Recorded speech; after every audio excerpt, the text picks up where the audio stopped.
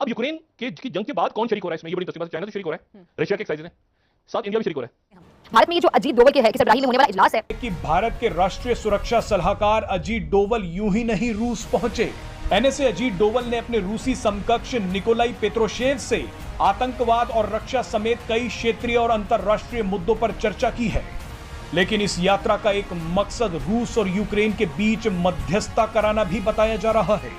एक रिपोर्ट के हवाले से बताया गया है कि अमेरिका, फ्रांस, ब्रिटेन और जर्मनी जैसे यूरोपीय देश रूस को सीज फायर के लिए राजी करने के लिए भारत पर भरोसा कर रहे हैं।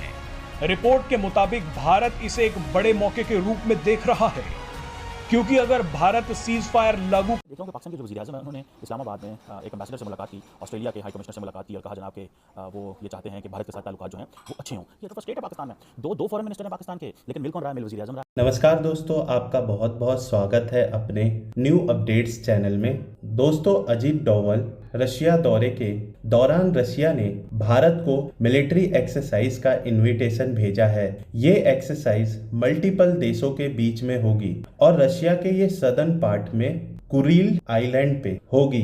इस आइलैंड को जापान अपनी टेरिटरी क्लेम करता है और इसी एक्सरसाइज में China, Mongolia, Tajikistan and Belarus शामिल होंगे। लेकिन पाकिस्तान को लात मार के इस एक्सरसाइज से बाहर निकाल दिया है। इसी वजह से पाकिस्तान को लगी मिर्ची, क्योंकि पिछली साल इस एक्सरसाइज में रशिया ने पाकिस्तान को भी शामिल किया था, लेकिन यूक्रेन वॉर में पाकिस्तान का दोगलापन देख लात मार के बाहर कर दिया। दूसरी तरफ हमारे एनएस अजीत डोभाल जी रशिया दौरे पर हैं और दुनिया की निगाहें रशिया दौरे पर टिकी हुई हैं, क्योंकि कई एक्सपर्ट और न्यूज़पेपरों का कहना है कि यूक्रेन रशिया वॉर को रोकने में भारत बहुत बड़ी भूमिका निभा सकता है। तीसरी तरफ पाक की हालत इतनी पतली हो चुकी है कि भारत से बात करने के लिए पाकिस्तान के पीएम सिफारिशें लगा रहे हैं। चलिए दोस्तों, वीडियो शुरू करते हैं और इस नए चैनल पे अपना सपोर्ट बनाए रखें। जय हिंद, जय भारत। दिया गया है। जनरल साहब, आपको इस इजलास के पीछे भारत का मुफाद या फिर मकसद क्या नजर आता है? देखिए, बात यह है कि जब आपने मालूम करना हो ना कि किसी मुल्क का क्या मकसद है, तो सीधी सी बात है, दो चीज़ों पर नज़र डालनी चाहिए। एक उनके माजी पर, एक उनके इंटरेस्ट के ऊपर। तो हमने देखा कि खासकर ये बिल्कुल वाज़ेह हो गई थी बात जब ये अफगान ट्रांजिशन में था कि भारत एक मेन स्पॉइलर है उस सिचुएशन का।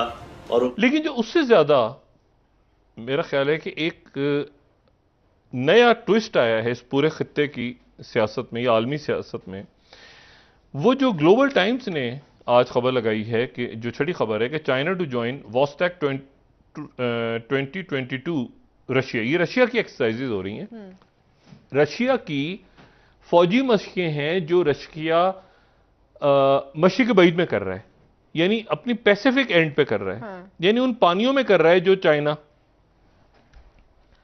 और उसमें चाइना शरीक हो रहा है रशिया के साथ। अच्छा, ये बड़ा कम होता था पहले कि रशिया की एक्सरसाइजेज में चाइना शरीक हो, लेकिन अभी थोड़े अर्से पहले जब ये बाइडेन आए थे, मैं लोगों को याद करा दूं, ये सेकंड जो हमारी न्यूज़ है, जब बाइडेन आए थे, ये क्वाड का दौरा किया था उन्होंने चंद हफ्ते पहले ही, तो वहाँ पर चाइना और रशिया ने बॉम्बर्स भेजे थे जापान के नज़दीक। ये वॉल स्ट्रीट जर्नल को हम कोट कर देते हैं, ये भी चंद हफ्ते पहले की बात है। लेकिन इशू ये है कि ये जो ग्लोबल टाइम्स खबर दे रहा है और वॉल स्ट्रीट भी खबर दे रहा है, जिसको हम पहली हमारी न्यूज़ है कि China to join Russia military exercises. अच्छा, अब इन एक्सरसाइजेज में और मुल्क भी शरीक हो रहे हैं। ग्लोबल टाइम्स को देखें ना, इसमें और मुल्क भी शरीक हो रहे हैं। जैसे लास्ट ईयर जो रैपिड एक्सरसाइजेज थी, इस साल तो इनका नाम वॉस्टैक रखा हुआ है, लेकिन वॉस्टॉक, लेकिन जो पिछले साल एक्सरसाइजेज थी वो एक्सरसाइजेज का नाम था रैपिड। तो उसमें पाकिस्तान और इंडिया दोनों शरीक हुए थे। ये उस वक्त एक्सरसाइज हुई थी जब यूक्रेन नहीं था। अब यूक्रेन की जंग के बाद कौन शरीक हो रहा है इसमें? ये बड़ी इंटरेस्टिंग बात है। चाइना तो शरीक हो रहा है, रशिया के एक्सरसाइजेज हैं, साथ इंडिया भी शरीक हो रहा है। अच्छा, क्योंकि एक्सरसाइजेज रशिया की एक्सरसाइजेज है ना, तो रशिया ने इंडिया, पिछले साल पाकिस्तान था, पाकिस्तान भी था, रशिया भी था, पाकिस्तान भी था, इंडिया भी था, बाकी मुल्क भी थे, लेकिन यूक्रेन नहीं थी। और दुनिया इतनी खुल के तकसीम नहीं हुई थी रशिया और अमेरिका आपस में। अब रशिया जो कि ऑयल दे रहा है, उन्होंने अपनी एक्सरसाइजेज में आने की दावत दे दी है इंडिया को कि आप भी आइए ना। बेलारूस, मंगोलिया, ताजिकिस्तान, चाइना और इंडिया। अब इंडिया बीच में कहां से आ गया? भाई पिछले साल की दुनिया दूसरी थी, इस साल की दुनिया दूसरी है। इस साल की दुनिया तो रशिया और अमेरिका आमने सामने खड़े हैं यूरोप। तो अब जनाब ये एक्सरसाइजेज हो रही हैं, और ये एक्सरसाइजेज जो हैं अब ये किस तरह से होंगी, ये भी इसी महीने के आखिर में शुरू हो रही हैं 30 अगस्त से, और ये 5 सितंबर तक जारी रहेंगी। इंडिया इनकार करता है तो रशिया की एक्सरसाइजेज हैं, रशिया तेल दे रहा है, और इंडिया जाता है तो फौजी मशकें वहां पर, वो जहां पे क्वाड के नुक्कड़ में, वो जापान के सर पे। क्या अमेरिका रिएक्शन देगा? 100% अमेरिका का। ये ताइवान ने अपना मिसाइल दाग दिया आज, 4 महीने बाद ये सिचुएशन हुई, साल बाद ये ब्लॉक्स बने, सेमीकंडक्टर्स कहां से आएंगे, इलेक्ट्रॉनिक वॉरफेयर क्या होता है, साइबर अटैक्स को कैसे रोकना है, क्या।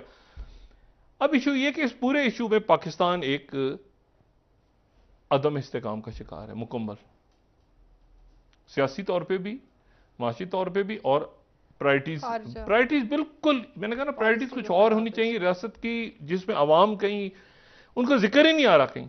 अच्छी बात है भारत के साथ ताल्लुकात अच्छे हों, लेकिन क्या प्राइम मिनिस्टर ऑफ पाकिस्तान को एम्बेसडर से बड़ा कोई ओहदा नहीं मिला था दुनिया में जिससे वो ये बात कर सकें कि जी हमें इंडिया से अच्छे ताल्लुकात चाहिए?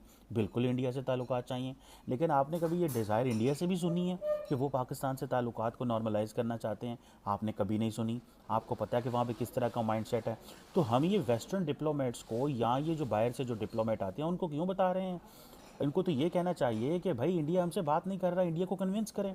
हम तो बात ही गलत कर रहे हैं कि जी हम उल्टा अपनी जस्टिफिकेशन दे रहे हैं कि जनाब हम बात करना चाहते हैं भारत से, हम जो है ना पीसफुल ताल्लुकात चाहते हैं। वो पीसफुल ताल्लुकात चाहते होते तो नरेंद्र मोदी ने जो सर्जिकल स्ट्राइक की थी वो करते। अगर वो पीसफुल ताल्लुकात चाहते होते तो वो इस तरह की बात करते जो उन्होंने किया। वो तो अमन के ज़रिए वो तो बैठते हमारे साथ। अभी SCO में जब डॉक्टर जयशंकर को से बिलावल भुट्टो जरदारी नहीं मिले, या बिलावल भुट्टो जरदारी जयशंकर से नहीं मिले, बल्कि वहाँ पे तो बिलावल भुट्टो जरदारी जो है उनसे Russian counter part foreign minister Lavrov की मीटिंग होनी थी, वो भी नहीं हो सकी। द रीज़न बिहाइंड वॉज कि वो मुलाकात तय करके रशियन फॉरेन मिनिस्टर आए नहीं, क्योंकि लोग हमसे नाराज़ हैं, हम डबल गेम करते हैं, हम सबको खुश करना चाहते हैं। हम अपनी foreign policy for the sake of the country नहीं करते, हम अपनी फॉरेन पॉलिसी जो है वो करते हैं ताकि हमारे जो है ना हमारी डोमेस्टिक ऑडियंस ठीक हो, ताकि लोग खुश हों। देखें हमारा वज़ीर आज़म कितना बड़ा लीडर है। अभी प्राइम मिनिस्टर ऑफ पाकिस्तान ने ऑस्ट्रेलिया के फॉरेन जो है एम्बेसडर से मुलाकात की और कहा कि जी हम जो है वो इंडिया से अच्छे ताल्लुकात चाहते हैं, और लेकिन प्रिंसिपल ऑफ इक्विटी, जस्टिस और म्यूचुअल रिस्पेक्ट के बेस के ऊपर। ये किसके साथ आप बात कर रहे हैं? कम से कम किसी फॉरेन मिनिस्टर लेवल के शख्स से तो बात करें आप, कम से कम किसी वज़ीर आज़म लेवल के शख्स से तो बात करें। लेकिन आपको तो पता है इस चीज़ का कि पाकिस्तान में बहुत देर से, मैंने तो कभी नहीं सुना कि कोई बायलैटरल अच्छे ताल्लुकात के लिए किसी अच्छे वेस्टर्न मुल्क का वज़ीर आज़म भी पाकिस्तान आया हो। या सेंट्रल एशिया के लोग आते हैं, या OIC का पिछले दिनों में अफ़गानिस्तान में वो 6-8 माह पहले करवाया था, साल पहले। उसके अलावा कौन आया पाकिस्तान में? हम दुनिया से जो बिलावल भुट्टो जरदारी कहते हैं डिसएंगेज्ड हैं और डिसकनेक्टेड हैं, उन्होंने बिल्कुल सही कहा। आपका तो काम यह है कि अगर वो एम्बेसडर आए हैं तो उनसे बात करें, जनाब कि हमें आपके मुल्क के साथ ताल्लुकात अच्छे करने हैं, हमें ट्रेड करनी है, अपने फॉरेन मिनिस्टर को भेजें, आप अपने फॉरेन मिनिस्टर को भेजें।